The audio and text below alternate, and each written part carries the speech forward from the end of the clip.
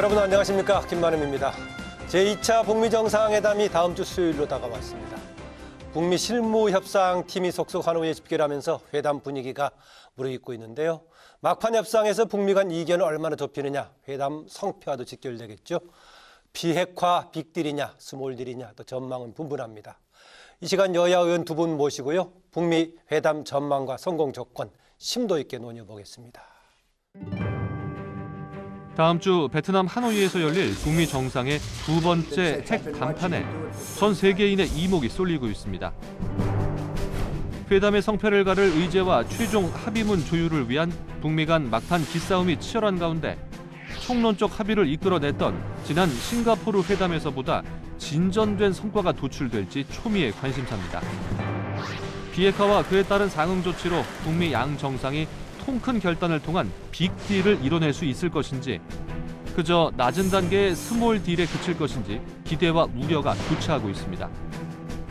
이번 2차 북미 정상회담은 한반도 평화를 실현할 수 있는 다시 없는 기회입니다. 북한의 실질적 비핵화 조치와 이에 상응하는 대북 제재 완화, 나아가 종전선언까지 한반도 평화 프로세스를 위해 할 수 있는 모든 노력을 다해야 합니다. 이번 하노이 협상은 우리 대한민국의 운명이 달린 협상입니다. 비핵화에 대한 실질적인 로드맵이 없는 이러한 스몰 딜은 사실상 북한의 핵 보유국을 인정하는 길로 간다는 것을. 여야의 전망도 엇갈리는 가운데 비관론과 낙관론이 팽팽합니다. 과연 제2차 북미 정상회담은 한반도 비핵화와 평화체제 구축의 분수령이 될 수 있을지, 회담 성공의 조건은 무엇인지 이번 주 토론당당에서 심층 진단해봅니다. 오늘 함께 하실 두 분 소개해드리겠습니다. 두 분 다 국회 외통위에서 전문적 일이셨고 또 위원장을 역임하셨습니다. 더불어민주당 심재근 의원입니다. 어서 오십시오. 네, 안녕하십니까? 네, 자유한국당 유기준 의원입니다. 네, 안녕하십니까. 유기준입니다. 예, 지금 정상회담 며칠 안 남았는데요. 그동안 진행되는 과정을 봤을 때 지금 이제 어떻게 진행이 될 것인지 전망이 다양하게 나오고 있습니다. 상당히 진전된 결과가 나올 것이다. 막연하니까 또 오히려 실망이 나올 수도 있을 것이라는 것인데, 진행된 과정 보았을 때 어떤 상황이 될 걸 전망하시는지 먼저 심 의원님. 네, 일단 의미 있는 회담이 되지 않을까 이렇게 생각을 합니다. 실상 북한과 미국은 지난 70년 가까이 한국전쟁 이후 적대적인 관계를 유지해 왔습니다. 그러나 잘 아시는 대로 비핵화는 북한과 미국 모두에게 이익이 되는 국익에 크게 부합하는 문제라고 생각을 합니다. 실상 작년 6.12 센토사 회담이 있었을 때 그 센토사 회담에서 아주 중요한 합의들을 했습니다. 관계 정상화라든가 한반도 평화체제 구축이라든가 완전한 비핵화라든가 그랬는데, 그 이후 북한의 선 비핵화가 요구되면서 답보를 면치 못해왔습니다. 이제 최근 들어서 비건 미 국무부 특별대표도 동시병행, 그러니까 동시적 접근, 병행 접근을 이야기했고, 또 폼페이오 미 국무부 장관도 이제 일정한 북한의 비핵화 조치가 있다면은 제재 완화도 검토할 수 있다는 이런 뉘앙스도 풍겼습니다. 따라서 이번 2차 북미 정상회담에서는 서로 간에 국익이 크게 걸린 문제이니만큼 일정한 유의미한 결과가 나오지 않을까 예상하고 있습니다. 네, 유의미한 진전된 결과가 나올 걸 예상한다는 얘기입니다. 유기준 의원님 어떻습니까? 예, 현실은 유감스럽게도 그렇게 되기는 좀 어려울 것으로 생각합니다. 왜냐하면 작년 6월 12일 날 합의한 내용이 불과 8개월 전입니다만은 한반도의 완전한 비핵화, 또 평화체제 보장, 북미관계 정상화, 또 6.25 전쟁 때 전사자 송환 이런 것들을 가지고 의논을 하고 합의가 됐습니다만은, 첫 번째 주제인 완전한 비핵화에 대해서 서로 지금 북한이 생각하고 있는 완전한 비핵화와 미국이 생각하는 비핵화가 서로 개념이 지금 같지 않습니다. 북한은 자신들이 가지고 있는 핵을 해체하는 거 보다 한반도에 있는 모든 핵을 없애는 그것이 먼저 선결돼야 된다 이렇게 말을 하고 있는 그런 형편이고 예. 그에 반해서 미국에는 그 북핵을 폐기하는 것을 목표로 하고 있는 것이기 때문에 벌써 비핵화의 개념에 있어서 서로 다른 생각을 하고 있는 데다가 그다음에 그 북한 입장에서는 작년에 사실은 이제 답방 약속을 하지 않았습니까? 우리 한국에 오기로. 그런데 그것을 지금 하지 못하는 그런 상황이고 또 미국을 비롯한 국제사회 제재가 계속되고 있는 상황에서 제재를 완화시키는 게 꼭 필요한 그런 상황. 또 한편으로는 미국 입장에서는 트럼프 대통령이 작년 11월에 미국의 중간선거에서 다수당을 민주당에 내줬습니다. 네. 그리고 이제 또 장벽 건설이라든지 또 그로 인한 그 연방 예산 편성이 거부되면서 셧다운도 있고 그러면서 상당히 국내적으로 위기 있는 그런 상황인데 이것을 그 미북 회담, 북미 회담을 통해서 돌파하려는 그런 의지가 양 정상 사이에 있기 때문에 아마 구호적으로는 어떤 그 성과는 있을지 모르겠습니다만 그 실질적으로 진전되는 것은 지난 8개월 동안 시간을 줬는데도 그 말하는 비핵화에 어떤 진전이 없던 그런 상황이기 때문에 다시 어떤 그 진전이 되기는 좀 어렵다 이렇게 생각합니다. 유 의원께서는 정치적인 구호는 세지만은 실질적인 결과를 얻긴 어렵지 않겠는가 이렇게 조금 회의적으로 전망하시네요. 우선 그 유기준 의원님 말씀하신 것에 대해서 비핵화의 개념, 의미에 대해서 북한과 미국 간에 합의하지 못했다라는 점은 인정합니다. 그러나 그 내용에 있어서 어쨌든 그 한반도 전체의 비핵화 문제가 대두되기 때문에 그렇게 되고 있다라는 점에 대해서는 저는 그 사실관계가 다르다고 봅니다. 예. 그래서 어쨌든 그 비핵화의 개념이 앞으로 이제 언젠가의 그 대화 과정에서 그 정립되는 게 필요하지만은 현재로서는 그것 자체가 어떤 걸림돌은 되고 있지 않다 이렇게 보고 있습니다. 그 부분은 심재원 의원님께서 말씀하시는 것과는 저는 생각이 다릅니다. 왜냐하면은 북한에서 작년 12월에 조선통신에서 이런 말을 했습니다.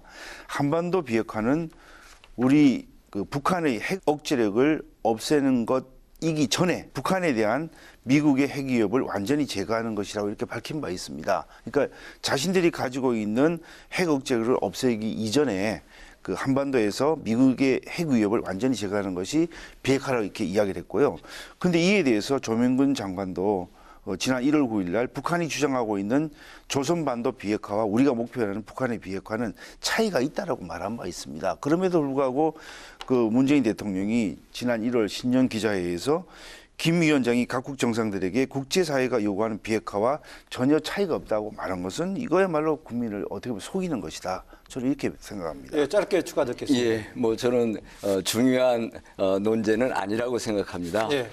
그렇지만은 지금 유 의원이 말씀하신 그런 내용은 실질적으로 예. 지금 비핵화 논의에 있어서 어떤 중요한 논제로 대두되고 있지는 않고 예. 또 기본적으로 문재인 대통령이 말씀하신 그 완전한 비핵화의 취지는 북미 상호 공유하고 있다고 생각합니다. 예, 유 의원님. 네. 그 아까 이제 정치적인 구호로서는 상당히 강조할 필요가 있지만 실질적인 성과는 나오긴 어렵다고 말씀하셨는데 최근에 보면 트럼프의 발언이 약간 기조가 달라졌습니다. 비핵화가 목표지만은 특별히 서두를 것은 없다. 달리 얘기하면은 회담 과정을 통해서 서로 간의 신뢰라든가 조그만의 진전만 있다면은 여러 가지 과정을 거쳐서 달성할 수 있는 거 아니냐 이런 건데 목표를 무엇으로 설정하느냐에 따라서 성과를 달리 볼 수 있는 거 아니겠습니까?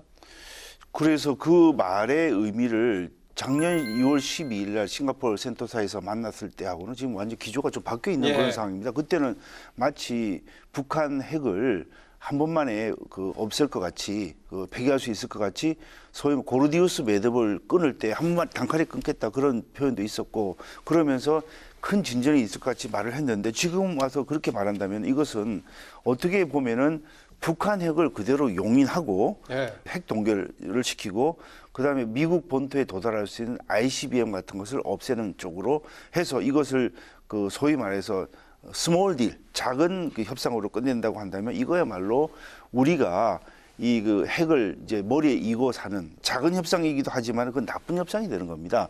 그것이 되지 않을까 굉장히 우려가 되고 종국적으로는 북한의 비핵화, 북핵 폐기가 목표가 돼야 되는데 그러려면은 가장 기초적인 것은 북한 핵이 도대체 몇 개가 있고 어디에 있고 또 그것을 어떻게 관리하고 있는지를 우리가 알아야 되기 위해서는 핵 리스트가 제출이 됩니다. 그런데 핵 리스트가 지난 8개월이 지났는데도 제출된 바도 없고 그래서 저희들이 말하는 거는 북한의 비핵화, 북핵 폐기를 위한 단 한 걸음도 실질적으로 나간 바가 없다. 그렇게 말씀드리는 겁니다. 지금 유기준 의원께서는 뭐 이른바 스몰 딜이라고 얘기되는 ICBM 정도의 미국과 직결된 문제만 다룬다면은 성과가 없는 거고 나아가 실패라고 볼 수 있다까지 얘기하는데 성패, 기대의 수준 어디에 맞춰야 될까요? 예, 근데 우선 먼저 예. 아까 그 사회자님께서 예. 트럼프 대통령이 최근 발언을 예, 최근 발언 얘기했습니다. 문제 제기를 했지 예. 않습니까? 저는 그 내용은 기본적으로 미국의 입장에서 북미 관계의 어떤 그 가시적 성과를 서두르지 않겠다. 예. 궁극적으로 비핵화의 목표는 분명하나 그 과정에 있어서 좀 더 그 북한 측의 어떤 더 많은 양보를 기대하는 이런 접근이라고 저는 생각합니다. 그 다음에 이번 그 227 회담의 성패 여부에 대해서 말씀드리자면은 예. 저는 그 기본적으로 빅딜이 이루어지느냐 아니냐.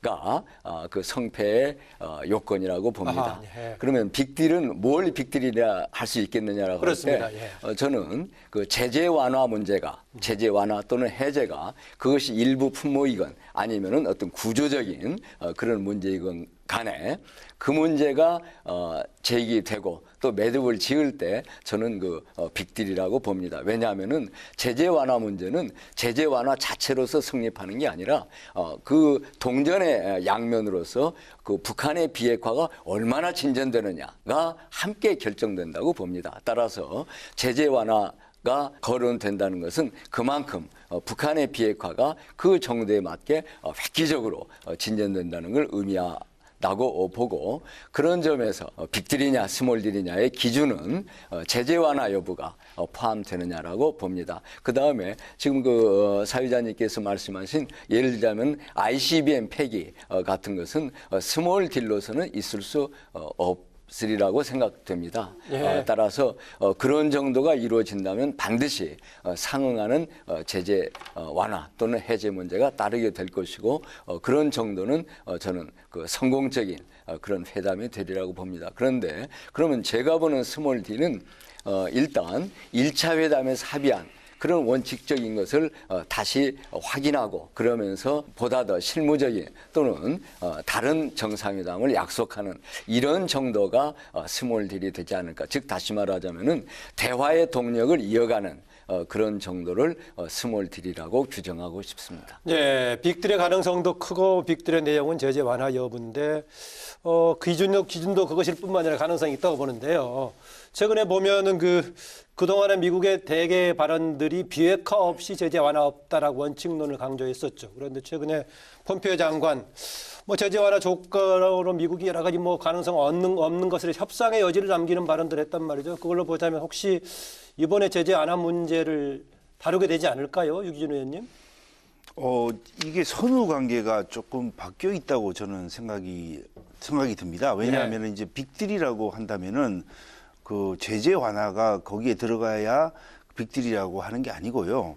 그 제재 완화도 물론 그 안에 들어가는 것이지만은 근본적으로 북한의 완전한 핵폐기 로드맵이 제시가 되고 그 일부라도 이행이 된 그런 상황에서 제재 완화를 우리가 말할 수 있는 비핵화의 것이지. 정도의 기준이 스몰 딜이냐 빅딜이냐의 기준이다. 그렇습니다. 그러니까 빅딜과 스몰 딜의 차이는 그 빅딜은 북한의 핵폐기가 완전히 이루어진 그것이 빅딜이고 예. 그 만일에 스몰 딜이라고 한다면은 북한의 현재 상태를 그대로 두고 소위 말해서 핵 동결이 있고 그것을 실어 나를 수 있는 미사일이라든지 ICBM이라든지 이런 것을 없애는 것을 그것을 스몰 딜이라고 지금 용어가 정리되어 있습니다. 그런데 그것을 두고 마치 그 일부만인 그 제재 완화가 들어가야 빅딜이라고 말씀하시는 것은 어떻게 보면 이 뜻을 좀 호도할 수 있는 그런 것이라고 제가 말씀을 드리고 싶고요.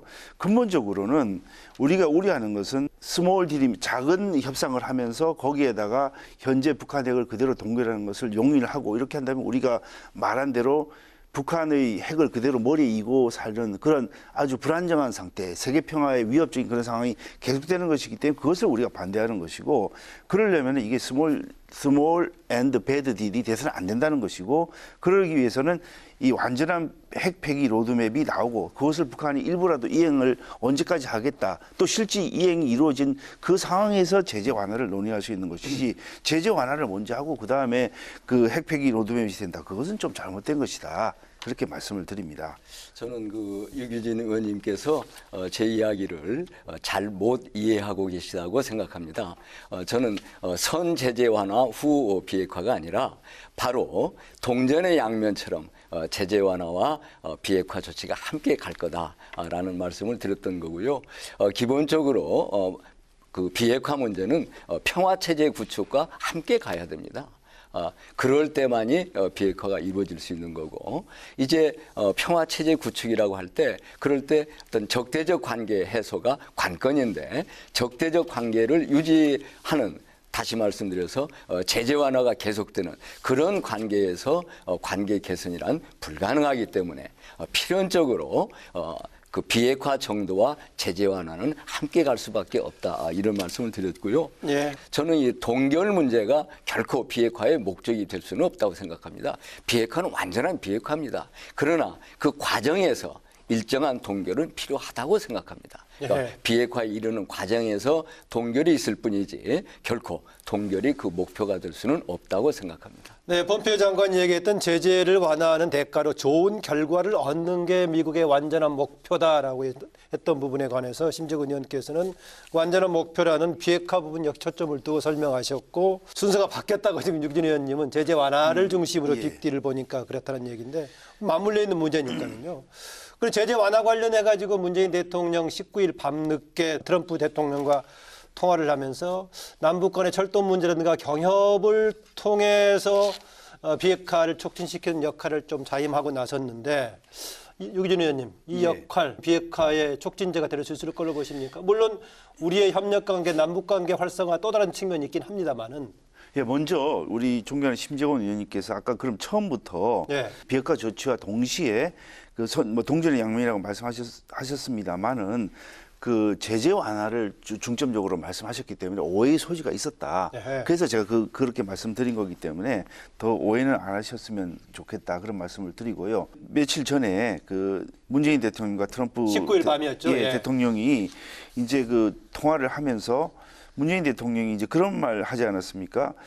북한의 비핵화 조치를 견인하기 위한 조치로 한국을 활용해 달라. 거기에서 이제 철도 및 도로 연결 경협 사업을 역할을 맡을 각오가 돼 있다, 이렇게 이야기를 했는데, 이것은 상당히 저는 좀 위험한 발언이다. 왜냐하면은 이게 그 남북 경협 사업을 한다고 그러면 상당한 국민의 그 세금, 거기에 또 예산이 편성되면서 들어갈 텐데, 이건 당연히 국회의 동의를 받아야 되는데 국회의 동의를 어떻게 받을 것인지에 대해서는 이야기를 한 바가 없고, 그다음에 이제 이게 당장 트럼프가 그런 말을 한 건 없은 거로 제가 알고 있는데, 트럼프가 이런 말 하기도 전에 먼저 이런 이야기 하는 게 도대체 무슨 뜻을 가지고 한 것인지, 오히려 한국의 대통령이라면 이번에 북한의 그 비핵화, 북한의 핵 폐기를 위해서 실질적인 진전이 있을 수 있도록 노력을 해달라 하는 게 우선순위지, 어떻게 이렇게 처음부터 우리가 북한에 대해서 그 경제 협력을 할 수 있는 것을 하겠다, 이렇게 말하는 것은 좀 순서가 잘못된 것이고, 하나 더 말씀드릴 것은 현재 유엔에서 북한에 대해서 지금 경제 제재를 하고 있지 않습니까? 예를 들어서 이제 그 대량 현금을 북한에 주는 것을 좀 못하게 하고 있고, 예. 또 북한과의 합작 사업도 못하게 하는 그런 유엔 안보리 조치들이 지금 있습니다. 그런 것을 어떻게 해결할 것인지에 대해서 아무런 고민이 없이 그렇게 이야기한 것에 대해서는 상당히 저는 유감을 표합니다. 남북 간의 당사자 직접적인 관계고 특수한 상황에서 문제를 먼저 푸는 것이라는 점을 감안한다고 하더라도 위험하다고 보시는군요. 그렇습니다. 만일에 남북 간에 그렇게 만일에 그 합의를 했다고 가정을 한들, 당장 국회에서 그 부분에 대해서 동의를 얻어야 되는 것이라고 저는 생각하는데, 그걸 어떻게 얻을 것이며, 그다음에 제가 여기 오기 전에 좀 보니까 그 아직도 유엔에서 지금 제재를 해서 그 북한에 대해서 이제 대량 현금이 들어간 것을 지금 막고 있고 예. 또 이제 그 합작 사업을 하지 못하게 하는 그런 조치들이 2094호, 2375호로 지금 엄연히 그 하고 있고 국제사회가 동참해서 그에 대해서 제재를 하고 있는데 그런 문제들은 어떻게 할 것인지 왜 그런 것을 언급 안 하는지 참 유감입니다. 네, 심 의원님. 유기준 의원님께서는 너무 여러 주제들을 함께 말씀하시기 때문에 뭐에 대해서 제가 그럼 뭐 중요한 순서대로 참, 얘기하십시오. 예. 말씀드려야 될까 싶은데 우선 그 주제만 말씀드린 겁니다. 기본적으로 문재인 대통령의 트럼프 대통령과의 대화 내용에 있어서 남북 간의 그런 그 경영 문제가 거론된 게 있다면 뭐 일부 그 이야기된 것으로 보도도 되고 있습니다만은 저는 원칙적으로 앞으로 그 남북 관계가 발전해 가는 것이 북한의 비핵화를 추동하는, 오히려 북한의 비핵화를 이끌어가는 그런 동력이 될 수 있다. 라고 말씀하셨다고 생각합니다. 실제로 북한은 비핵화의 전제 조건이 군사적 위협의 해소 그리고 체제 안전 보장 을 이야기하고 있습니다. 저는 남북 간의 신뢰가 구축되고 경제 협력이 활발하게 이루어지고 각종 교류가 활발하게 이루어질 때 이것은 그 북한으로 하여금 그런 어떤 군사적 위협도 해소케 하고 또 체제에 대한 국제사회의 어떤 압박 체제에 대해서도 보험하게 될 수 있는 그런 거기 때문에 저는 북한의 비핵화를 남북관계 개선은 오히려 추동한다고 생각합니다. 그런 점에 있어서 대통령께서 이번 북미 정상회담에서도 남북관계 발전을 포함한 다양한 그런 그 어젠다들을 조언해 주신 게 아닌가 이렇게 생각을 합니다. 네, 이번에 하노이에서 열리는 2차 북미 정상회담, 이 하노이 회담에서 종전선언 문제가 다뤄질 수 있을지 모르겠습니다. 지난해는 비핵화하고 맞물린 대개 주제가 종전선언이었죠. 그래서 12월 얘기가 나왔다가 이후에 이게 조금 빠지고 제재 완화 문제가 등장했는데 이번에는 이중적으로 두 가지 문제가 다 거론이 되고 있습니다. 종전선언 포함될 여지가 있다고 보십니까? 저는 별로 없다고 생각합니다. 예. 다름이 아니라 문재인 대통령께서 어쨌든 우리 대한민국이 그 종전선언의 당사자로서 참여해야 되는데 이번에 그 2.27 북미 회담 그 일자에 우리나라에서 어떤 다른 정상 외교의 일정을 갖고 있다고 생각합니다. 그런 그 객관적인 정황으로 봐서 종전선언이 이번에 있지 않잖겠나 이렇게 생각을 하고 저는 기본적으로 이 종전선언은 중요한 비핵화 과정에서 우리가 가져야 될 그런 한 단계라고 생각합니다. 그런데 지난해 그 4.27 첫 그 남북 정상회담에서 종전선언이 거론되고 이어서 6.12 센토사 회담에서 종전선언이 거론될 때는 일종의 정치적 레토릭으로서 그것이 북한이 그 풍계리 폭파하고 또 동창리 그 미사일 엔진 실험장 또 발사대도 해체하겠다고 했을 때 거기에 대한 상응하는 즉 비핵화에 이르는 그 입구 정도로서 이루어질 문제가 아닌가 이렇게 보였는데 그 이후에 그 문제가 훨씬 더 어떤 본질적인 문제로 바뀌게 되면서 더 이상의 진전이 없었다고 생각합니다. 그렇기 때문에 이번에 있어서 이번 2.27 회담에서는 그 종전선언은 언젠가 우리가 다뤄야 될 과제이긴 합니다만은 그것이 특별하게 실질적인 그 대화의 내용으로 되지는 않지 않을까 이렇게 생각을 합니다. 그럼 이제 협상의 상호 내용은 이전에는 종전선언이 맞물리는 것처럼 했었는데 이제 제재 완화하고 직접적으로 맞물린 문제가 될 거다 비핵화가. 저는 그 우리가 주목해야 될 부분이 지난 그 9월 18일에서 19일 있었던 그 20일까지 있었던 평양 남북 정상회담에서 북한이 영변 시설 폐기를 만약 미국이 상응하는 조치만 한다면 하겠다라고 발표한 대목을 주의해 볼 필요가 있다고 생각합니다. 따라서 이번 2.27 그 회담에서는 그런 그 영변 시설 폐기 그리고 미국에 상응하는 조치가 뭐가 되느냐 또 미국 측으로서는 아니다. 영변 시설만 가지고는 부족하다. 플러스 알파가 있어야 한다. 이런 부분에 대해서 논의하지 않겠는가 생각합니다. 네, 유 의원님. 네. 모처럼 존경하는 심재권 의원님과 제가 견해를 일치하는 부분이 있네요. 뭐처럼요. 예. 그 종전 선언을 이번에 베트남 하노이 회담에서 그 검토할 가능성은 뭐 있습니다만 그것이 되기는 어려울 것으로 저도 보고 있습니다. 왜냐하면 이제 6.25 전쟁, 한국 전쟁이 사실 정전협정을 통해서 이제 끝이 나는 그런 상황입니다만은 그 당사자가 한쪽은 유엔이고 한쪽은 중국과 북한입니다. 근데 지금 만일에 이 종전 선언을 하려면은 그 당사자들이 다 해줘야지 이게 종전이 되는 것 아니겠습니까? 근데 이제 미국과 북한이 한다 그러면은 그 중국이 빠질 텐데 그럼 중국 같은 경우는 지금 미국과의 무역 전쟁을 통해서 중국이 여기에 지금 동의할 수 있는 그런 상황은 아닌 것으로 이렇게 파악이 되고 있습니다. 그래서 오히려 종전 선언보다는 뭐 다른 것 예를 들면 뭐 평화 협정이라든지 아니면 불가침 선언 이런 것들이 검토될 여지는 있습니다만 이것은 또 다른 주제이기 때문에 시간이 많이 걸려서 이번에 베트남에서 하노이에서 거론되기는 좀 어려운 상황이다 그렇게 생각을 하고요. 예.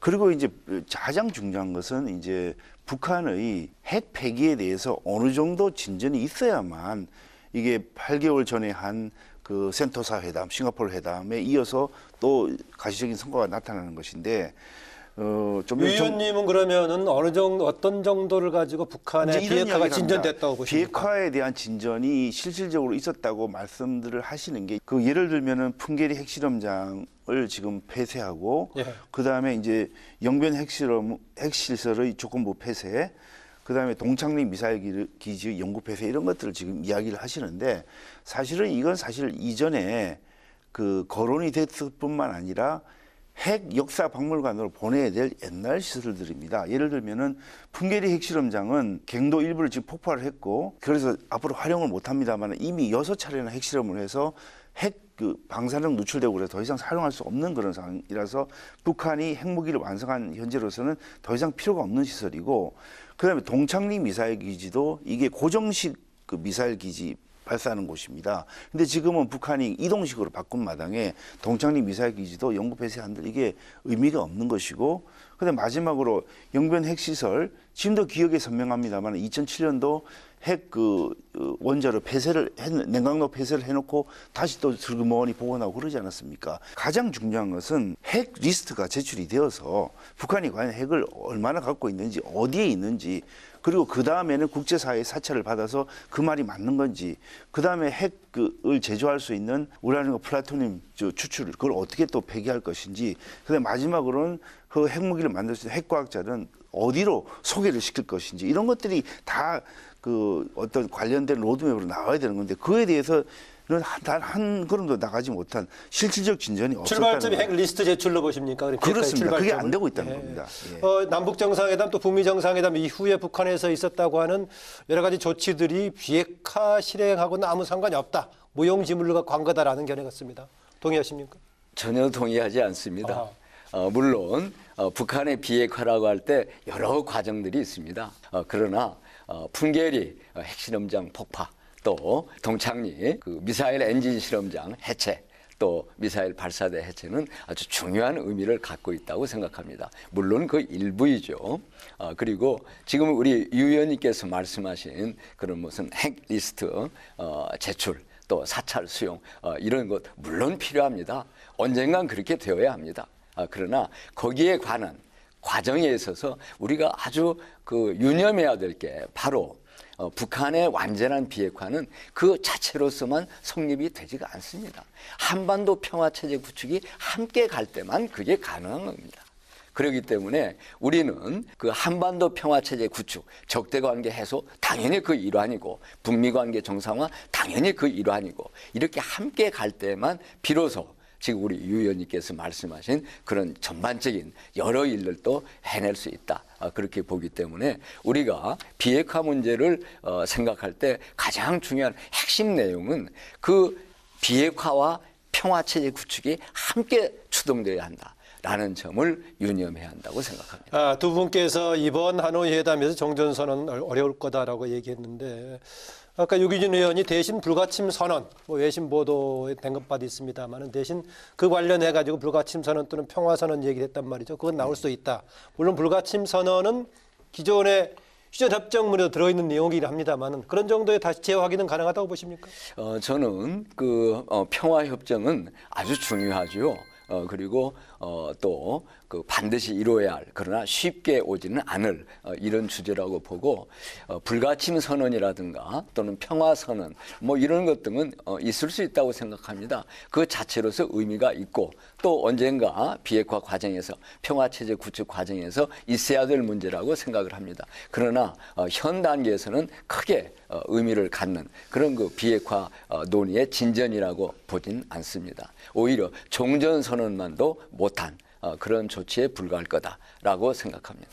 네, 그 CNN 보도에서 북미 연락관 교환이라는 연락사무소 개소를 했는데 이것 자체로 보자면은 상당히 세계적으로는 뭔가 새로운 사무소 개소를 한다는 것은 서로 간의 분위기라든가 신뢰 많이 진전된 이미지를 줄 가능성이 있는데 이런 이번에 협상 타결 조치 나올 가능성이 있다고 보십니까? 가능성이죠, 어디까지나. 가능성이 얼마나 큰 쪽이냐 저는 이런 이제 쪽인데. 이게 만나는 시간이 예. 27일, 28일 양일간인데 28일은 벌써 이제 이미 만나서 그 해당 결과를 발표한다고 실질적인 협상이 진전되기는 어려울 테고 그리고 27일 협상을 해야 될 판인데 27일 오후에 있을 거란 뭐 그런 분석도 그렇습니다. 있습니다. 예. 근데 거기에 그 많은 주제들을 가지고 하면서 이게 어떻게 보면은 이게 불가침 선언이라든지 아니면 평화협정이라든지 아니면 또 종전 선언이라든지 이런 것들이 굉장히 또 다른 큰 주제가 될 텐데 그것을 논의하기에는 실질적으로 시간이 좀 많이 없을 것이다. 만약 이걸 하기 위해서라면 또다시 만나서 이야기를 해야 되는 그런 주제라고 생각이 돼서 거기까지는 미치지 못할 것으로 보고 연락사무소도 그 비슷한 주제가 아닌가 그런 생각이 들어서 그 부분도 뭐 CNN에서 보도는 그렇게 했습니다만은 거기까지 진전하기는 좀 어려울 것이다. 이렇게 말씀을 드리고요. 예. 그런데 이번에 북한이 회담을 앞두고 이제 이런 말도 했습니다. 김정은이 이제 비핵화 결단을 했는데 이것을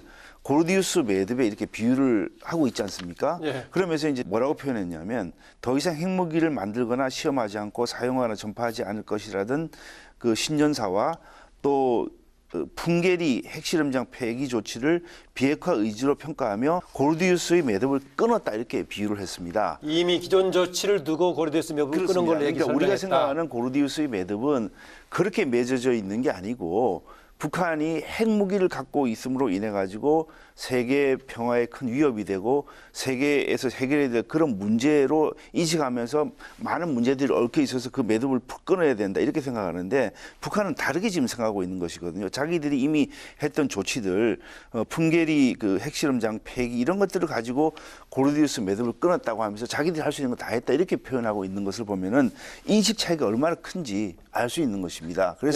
그래서 제가 이번에 그 베트남에서 만난다 하더라도 그런 인식 차이를 극복하고 과연 똑같은 용어를 가지고 북한의 비핵화에 대해서 진전된 조치를 내놓기는 어렵지 않을까 그렇게 전망하고 있는 두 것입니다. 가지 내용이 같이 들어가 있는데 하나는 이제 CNN이 보도했던 북미 연락관 교환이라든가 사무소 개소 문제를 했는데 지금 이제 최근에 노동신문 보도했던 내용까지 얘기했는데요.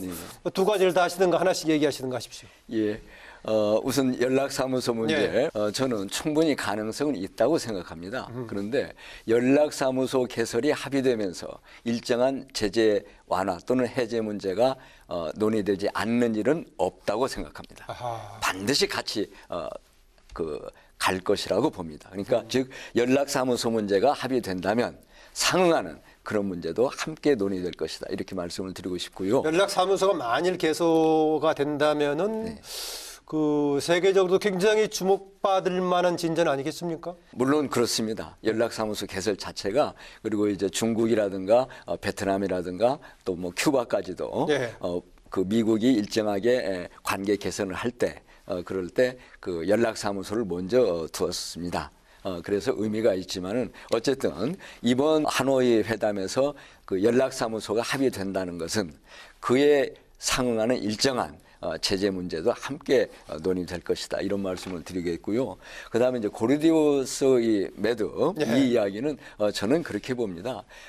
김정은이 두 가지 의미를 갖고 이런 이야기를 했다고 생각합니다. 첫 번째 의미는 국제사회, 특히 미국에 대해서 그 북한이 이만큼 확실한 비핵화 의지를 갖고 있다. 이런 그 의지를 보여주려는 이런 뜻이 있지 않았느냐라고 생각하고, 그다음에 두 번째 뜻은 뜻밖에도 저는 이런 가능성도 있다고 보는데 그 북한과 미국 간에 지금 그 협의가 상당한 정도 깊이 진전되고 있고, 따라서 고르디우스 매듭이라고 표현해도 좋으리만큼 어쩌면 일정한 그 합의의 기초가 틀이 마련된 건 아닌가 하는 생각도 갖고 있습니다. 네, 어떻게 하다 보니 고르디우스 매듭이라는 용어가 반복해서 얘기가 됐는데, 아까 유기진 의원께서는 서로 다른 해석을 하고 있다라고 얘기했었는데, 대체로 그동안에 국내에 보도됐던 논평들은 김정은의 관련 얘기가 그동안은 비핵화를 핵을 완성했기 때문에 경제에 초점을 둔다라는 것인데, 이번에 고르디우스 매듭 얘기는 비핵화를 가감하게 할 수 있다는 식으로 해석이 됐는데, 그 비핵화의 의미가 단지 기존에 했던 정도 수준이다, 그렇게 볼 수 있을까요? 제가 사실은 이제 이 고르디우스 매듭이란 말을 묘하게도 이제 우리 그 청와대에 김의겸 대변인도 이것을 사용을 했었고요. 네. 그래서 이게 정말 똑같은 의미를 가지고 썼는지 한번 확인을 해봤는데, 이미 북한은 고르디우스 매듭을 끊었다는 표현을 썼습니다. 이제 풍계리 핵실험장을 폐쇄하면서 자기들은 얽힌 문제를 다 끊었기 때문에 더 이상 풀 고르디우스 매듭이 없었다는 그런 의미로도 해석이 되는 것이고, 한편 우리가 생각하는 고르디우스 매듭은 이게 북한 핵 폐기 문제가 여러 가지가 지금 끼어 있는 그런 상황이고, 또 이전에 우리가 북한의 협상을 하다 보면 살라미 전술에 의해서 또 문제 하나 생기면 또 다른 걸 가지고 걸고 또 작은 문제를 들어가지고 그걸 협상을 파괴하고 이런 형태를 많이 보였기 때문에, 이번에는 복잡하게 꼬인 매듭을 하나씩 푸는 게 아니고 고르디우스 매듭을 끊듯이 한 번에 끊겠다는 그런 표현을 써서 이거는 서로 다른 의미거든요. 근데 네. 북한식으로 하면은 지금 고르디우스 매듭을 끊었는데도 불구하고 고르디우스 2차 매듭이 또 있는 것이고 3차 매듭이 또 있는 거, 이렇게 되는 것입니다. 그래서 이것은 서로 같은 용어를 다르게 사용하면서 혼란을 일으킨 것이고, 그리고 도대체 고르디우스 매듭이 그 1차, 2차, 3차가 있는지는 모르겠습니다만은 그 만든 사람은 도대체 북한 아닙니까? 이것을 북한에서 자위의 수단으로 그 핵무기를 만들었다고는 합니다만은 경제 문제로도 또 북한의 인권 문제 이런 것들 때문에 많은 문제가 있음에도 불구하고 핵무기를 만들어 가지고 이 동북아범위나 전 세계 평화의 위협을 가져오면서 이 문제를 만들었기 때문에 고르디우스 매듭을 만든 국가가 북한인데, 그것을 가지고 자기들이 풀었다, 또 앞으로 더 풀겠다는 것은 정말 이거는 자가당착이다, 그런 말씀을 드립니다. 예. 이 질문은 제가 심 의원님께 좀 먼저 드려야 할 것 같은데요. 뭐 지난주에 국회의장과 여야 5당 지도부 미국 방문했는데, 그렇게 미국의 분위기는 대체로 좀 비관적이다. 심지어는 민주당 소속의 하원 의장 낸시 펠로시 상당히 기대를 낮게 하고 있고, 다만 기대를 하지만 희망적이지 않다는 식의 얘기했는데, 이 미국의 이런 분위기는 어떻게 봐야 되는 겁니까?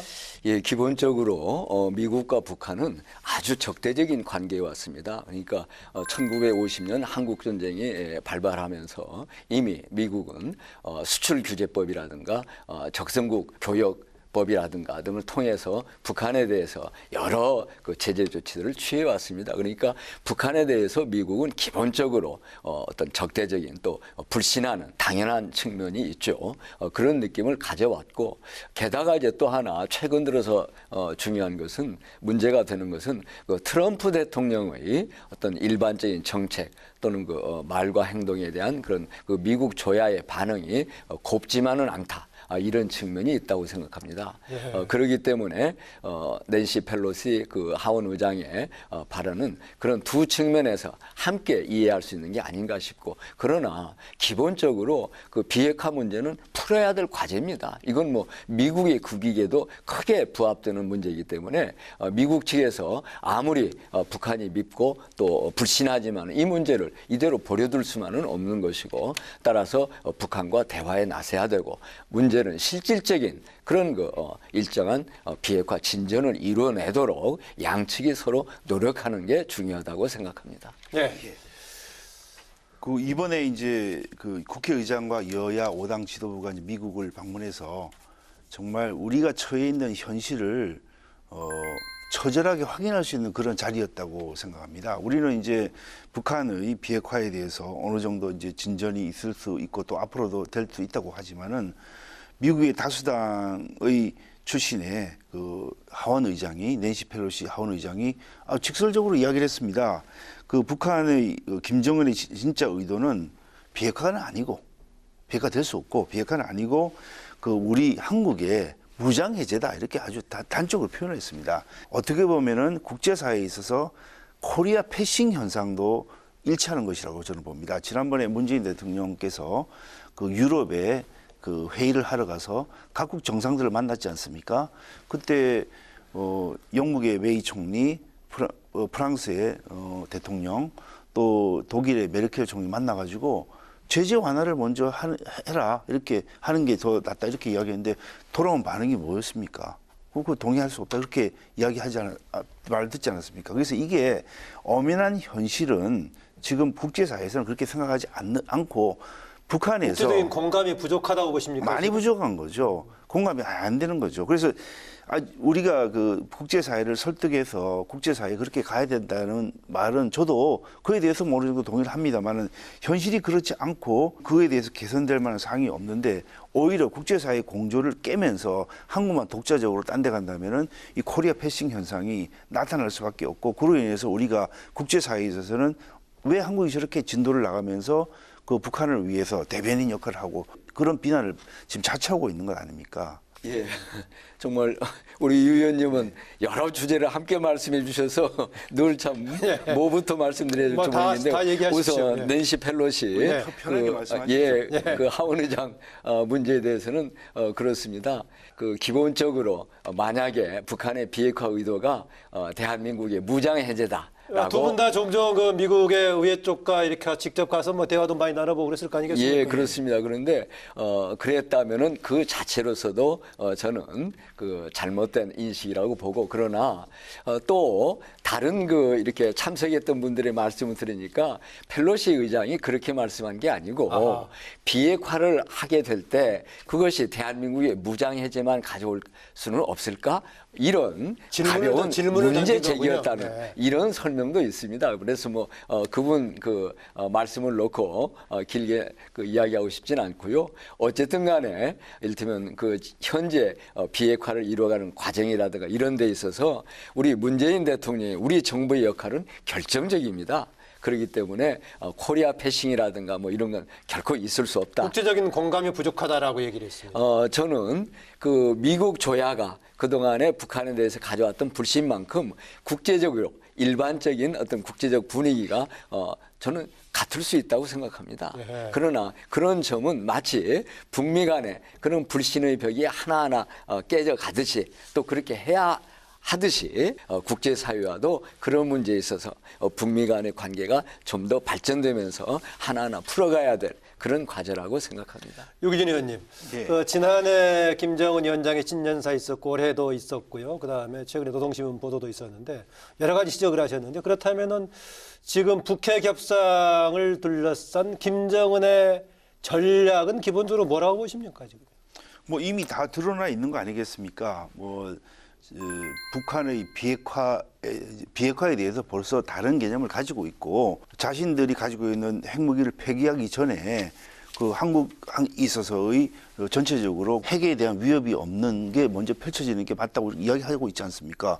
그런 걸 보면은 북한 핵 폐기에 대해서는 크게 지금 관심을 갖고 있다고 저는 보지 않습니다. 그게 북한 정권을 유지하게 하는 게 가장 중요한 게 그 북한 핵무기를 갖고 있는 그것인데 그것을 갑자기 버려가면서 어떻게 그 자기 체제가 위협이 되는 그런 상황을 초래할 수 있겠습니까? 그것은 저는 포기하더라도 맨 마지막에 이 제재 완화에다가 그 현재 체제가 계속 유지되면서 그 각국으로부터 체제를 인정받는 그런 것들이 다 확인된 연후에 할 수 있는 것이지. 근데 그것은 지금 되기가 어려운 상황이 아니겠습니까? 그래서 저는 이 부분에 대해서 작년 남북 정상 또 미북 정상이 만나가지고 예.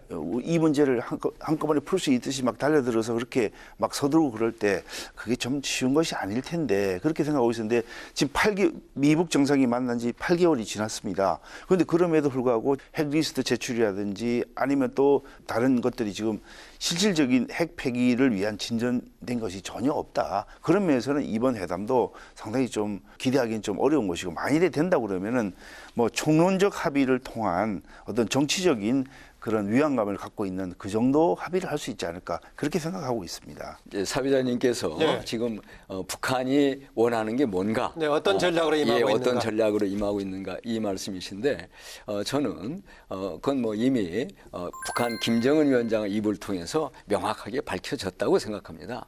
그러니까 북한에서는 지난해 3월 우리 그 대한민국 대표단을 만나면서 네. 그러면서 비핵화를 하겠다. 단 그 비핵화에는 군사적 위협 해소와 그다음에 북한 체제에 대한 안전이 보장돼야겠다. 이렇게 이야기를 했습니다. 저는 바로 북한은 그런 과정을 통해서 그러니까 더 이상 핵 그 경제 병진 노선을 주장하는 게 아니라 이제 그런 과정을 통해서 비핵화하겠다. 그런데 바로 자신들의 체제 안전 유지, 군사적 위협 해소, 즉 북한의 정상 국가화, 북한도 국제사회에서 일반 여타 국가들과 똑같이 그 생활해 갈 수 있는 이런 것을 요구하고 있다. 이렇게 생각을 합니다. 예. 그러니까 이제 북한도 일정 단계에 와 있기 때문에 과거에 해왔던 그런 방식의 접근 방식은 아니다라고 이미 지금 생각을 하고 계시네요. 그러니까. 그런데 과거에 이제 어떤 접근이었느냐라는 점에 있어서도 저는 기본적으로 북한이 그 핵무장을 추구해온 그런 그 배경에는 시종일관 지금 말씀드린 또 김정은 위원장 본인이 이야기한 그런 두 가지가 문제가 내재되어 왔다고 생각합니다. 네. 그렇기 때문에 저는 바로 이 고르디우스 매듭 이야기를 다시 한번 하자면은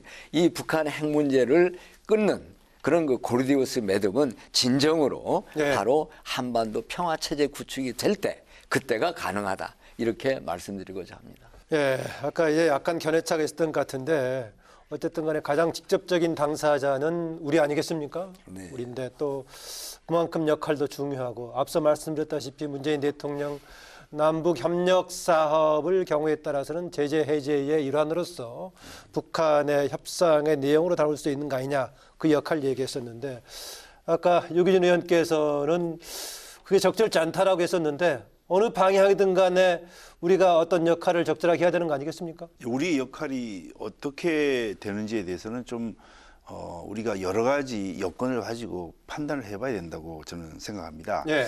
우리가 외치는 그런 목소리가 특히 우리 정부 대통령이 외치는 목소리가 국제사회의 동조를 얻어서 그 같이 나갈 때 힘을 얻을 수 있는 것이지 혼자 이렇게 앞서 나가서 이야기한다고 해서 다른 그 국제사회에서 동조를 안 해준다면 그게 무슨 의미가 있겠습니까? 그래서 저는 특히 동맹국 또 그다음에 이제 우리와 함께 그동안 입장했던 국제사회와 함께 이런 목소리를 낼 때 힘을 얻는 것이니까 다시 한번 우리 국제사회의 입장을 확인해 보는 것이 필요하다고 저 생각을 하고요. 예.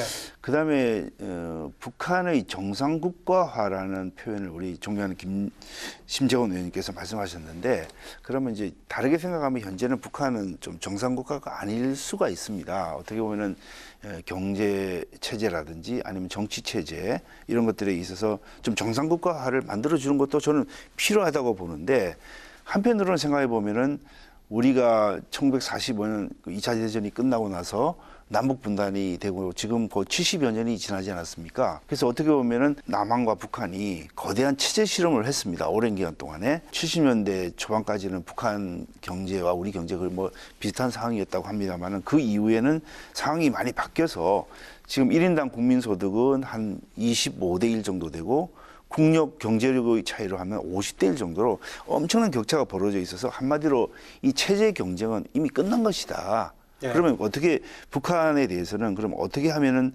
정말 말씀하신 대로 정상국가로 할 수 있느냐. 이게 정말 이 시대에 제일 중요한 것이고 거기에 가기 위해서는 국제사회의 그 평화 위협이 되는 핵무기를 폐기를 시키고 북한이 정말 정상적인 그 곳으로 가기 위해서 우리가 도와줄 수 있는 일이 무엇인지를 한번 좀 생각을 해봐야 되는데 이게 아무 조건 없이 비핵화가 이루어지지 않는 그런 상황에서 일방적으로 이루어진다면 그것은 오히려 북한 정권이 계속해서 비정상적인 상태로 유지하게 하는 그런 오히려 나쁜 그 선례가 될 수 있다. 그런 면에서 저희들이 우려를 하는 것이고, 정상국가로 만들어가면서 뭐 경제 제재를 완화한다든지 또 경제 교류를 한다든지 이런 것이 필요한 것이지, 지금 현재 그러지 않은 상황에서 우리가 일방적으로 몸이 달아가지고 북한에 대해서 제재 완화에 나서고 또 경제 교류를 한다고 한다면은 이것은 국제사회의 입장에도 맞지 않고 또 많은 국민들께서 이 부분에서는 동의하기 어려운 그런 상황으로 저는 생각하고 있습니다. 제가 정상국가라고 이야기할 때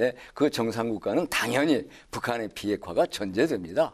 북한의 비핵화가 이루어져야 정상국가가 되는 거죠. 그리고 그 정상국가의 개념은 북한 내부의 뭐 체제 이런 이야기를 하는 게 아니라 국제사회의 그야말로 정상적인 국가의 일원이 될 수 있는 그런 국제관계가 갖게 되는 것, 형성하는 것을 말씀드렸습니다. 국제관계 한 주체로서 등장하는 걸 얘기하는 거죠. 그러니까 그 많은 나라들이 그렇듯이 우리가 북한도 유엔의 한 회원국이지만은 전혀 국제사회에서 정상적인 그 국가 위치를 갖지 못합니다. 그러니까 이제 그런 것들이 정상화된다는 걸 의미했고, 당연히 비핵화가 전제되어야 한다는 걸 의미했고요. 그다음에 이제 우리의 정부의 역할은 우리 정부 역할이. 저는 뭐 굉장히 중요하다고 생각합니다. 사실 오늘 여기까지 이렇게 이 상황을 가져온 건 전적으로 문 대통령 우리 정부의 역할이라고 유기준 생각합니다. 의원은 국제 공조의 우선을 강조했습니다. 그런데 국제 사회에서 그 얼마나 지금 남북 대화를 지지하고 있습니까? 북미 대화를 지지하고 있습니까? 한반도가 평화체제 구축이 되길, 완벽한 비핵화가 되기를 국제사회가 얼마나 지원하고 있습니까? 평창올림픽 생각해 보세요. 국제사회가 전부 입을 모아서 찬양했지 않습니까? 바로 지금 그것을 우리 정부가 해나가고 있는 겁니다. 게다가 우리 정부에 그 또 두 가지 더 중요한 역할이 있습니다.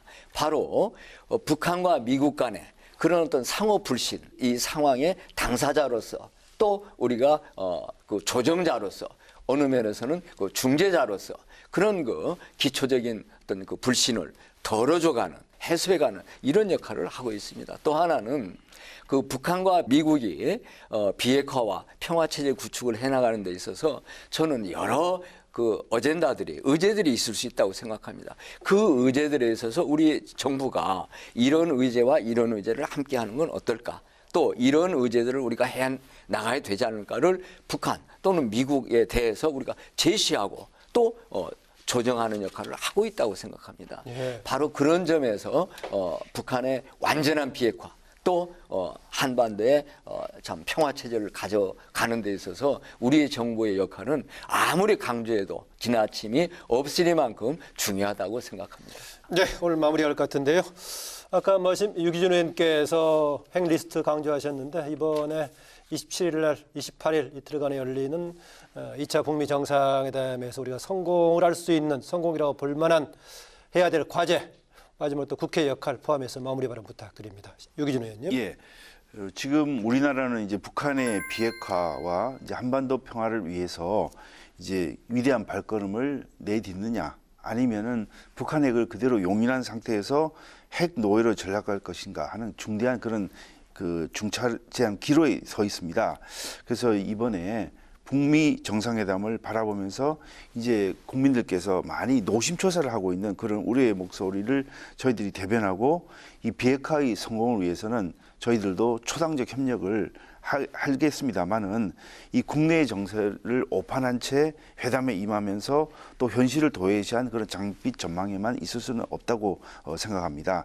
그래서 이번 북미 2차 정상회담에서는 첫 단계인 핵리스트 제출이 반드시 이루어지고, 또 그 이후에 국제 사찰 일정까지 다 내놓아야만 성공한 회담이 될 수 있는 것이고, 만일에 북한의 핵이 동결된 상태에서 IBM 폐기 정도, 미사일 없애는 정도로 한다고 하면 이거야말로 나쁜 작은 협상이 될 수 있다. 이것을 저희들이 굉장히 경계합니다. 한반도의 그 항구적 평화를 위해서는 북한이 핵폐기가 반드시 이루어져야 되고, 거기에는 필요한 경우에는 그것이 이루어진다면 북한의 경제 제재 완화라든지 북한에 필요한 경제 교육 사업도 그 이후에 이루어지는 것이 맞다. 네. 저는 그렇게 생각합니다. 네, 심 의원님. 예, 북한의 비핵화, 한반도의 비핵화는 반드시 이루어져야 될 목표입니다. 그리고 또 그 비핵화도 평화적으로 이루어져야 합니다. 저는 그렇게 되기 위해서는 비핵화 논의와 함께 평화체제 구축이 꼭 함께 추동되어야 하고, 그러는 과정에 있어서 문제는 동전의 양면처럼 바로 비핵화와 함께 그 적대관계 해소, 즉 제재 문제 완화 또는 해제도 같이 추동돼야 한다고 생각합니다. 더욱이 유엔 제재안, 제일 그 마지막 제재안이었죠. 2017년 12월에 있었던 2397호 제재안조차도 북한이 비핵화에 호응해 올 경우에 그 제재를 중단 또는 해제할 수 있다라고 규정하고 있습니다. 더욱이 지난 그 평양 남북 정상회담에서 개성공단 재가동, 남북 금강산 관광 재개 문제 등도 함께 논의됐었습니다. 저는 그 북한의 비핵화가 성큼 진전하면서 그 다른 측면으로서 제재 완화 해제도 같이 추동되어야 하고, 또 그 일환으로 남북 관계도 더 발전되어야 한다고 보고, 바로 그 첫 조치로서 개성공단 재가동 또 금강산 관광 재개도 함께 이루어져야 한다라고 생각을 합니다. 바로 이런 그 비핵화와 평화 조치가 이루어지도록 우리 국회가 함께 힘을 모아서 일해 나가야 한다고 생각합니다. 예, 여야 중진 두 분과 얘기를 나눴는데요. 유기준 의원, 심재건 의원 두 분 다 국회 외교 통일위원장을 역임해가지고 이 분야에 아주 전문적인 식견을 가지신 분들이었습니다. 이제 그 두 번째 북미 정상의 만남에 세계 관심이 집중되고 있습니다.